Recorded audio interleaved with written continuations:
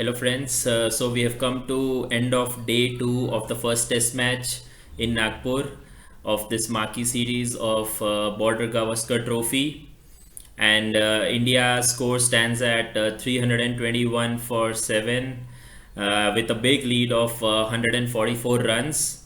So definitely India has taken a tight grip of this test match, and hopefully they going into day 3 they should go on to add a few more runs so that the lead stretches past 175 or even 200. You never know. So the day started with the overnight batsman Rohit Sharma and R Ashwin. Ashwin, you cannot really count him as a night watchman. He has had scored 5 test centuries and has a quite sound technique. So India was lucky in a way that Ashwin had come at the fall of KL Rahul's wicket at the end of day 1, and he was able to give good company to Rohit Sharma as the first hour was pretty crucial, and they had to take care that they didn't lose too many wickets in the first hour of play, and they did exactly that. The Aussie bowlers were really good in the first hour. Pat Cummins was getting a bit of reverse swing, but couldn't get any success. And the spinners Murphy and Lyon, they did try their best, but couldn't get much out of the wicket. It was a slow and low wicket, and scoring wasn't easy. And Murphy was able to get the second wicket of Ashwin. The It was a DRS call wherein the umpire had given not out, but it was going on to hit the stumps.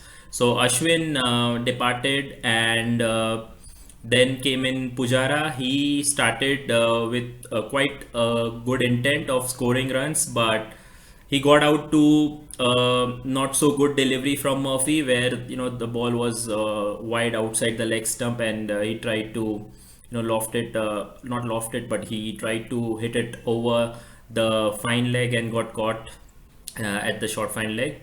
And Kohli and Rohit then survived until lunch, where India went with only the loss of 2 wickets. But at the stroke of lunch, after the lunch, Kohli got out the first ball. He was strangled down the leg side. Again, that ball wasn't that great, but luck didn't help Kohli. उसके बाद Rohit Sharma went on to hit the century. It was a brilliant century, and it was a tremendous century by the skipper Rohit Sharma, a century worth its weight in gold. And this will go down as one of his best innings. I do remember one of his centuries in Madras, where he had scored 161 against England on a turning wicket. So this century was as good as that one. 120 on this pitch is nothing less than a double century, I would say. And Kohli and KS Bharat couldn't play a long innings. After that, Jadeja came in, and Rohit and Jadeja had a good partnership. After which they went into tea break with the loss of just 2 wickets. 2 more wickets after lunch. So India was not in really in a big trouble, although the lead was hardly 40 to 50 runs at the stroke of tea time, and it was still even Stevens. Had Australia come back after tea and taken few more wickets, that would have bowled India out, and the lead would have been restricted to less than 100. But the two Gujarati boys, Jadeja and Akzar, carried on after Rohit got out, bowled to Captain Cummins. And slowly the body language of the Aussie players was the telling story. and there were a couple of catches that went down, and they never really looked like getting the rest of the wickets and cleaning up the lower order of the Indian batters. And both Jadeja and Akzar batted really well, scored their individual 50s, and took past the lead, past the 100-run mark. Looking at the pitch, the condition, it didn't deteriorate as the noise made by the Aussie media and the former players.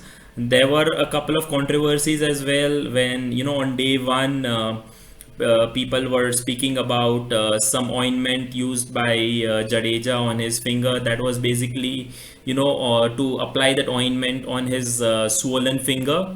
The match referee did, take a note of it and gave a clean chit. So there was nothing as such. Ravi Shastri did mention that Jadeja, didn't need to do any such tricks. The pitch itself would help, get him the turn, and the wickets would come as by.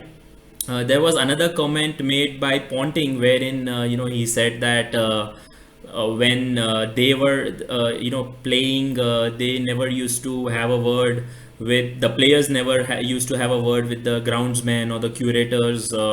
He may be right. The Aussies were a dominating force during his days, and they really played well all over the world. But that does not mean that the home team do not have the rights of preparing pitches according to their strengths. So all in all, there's a lot of noise going on between how the pitch will turn out to be, and it'll aid the home team more.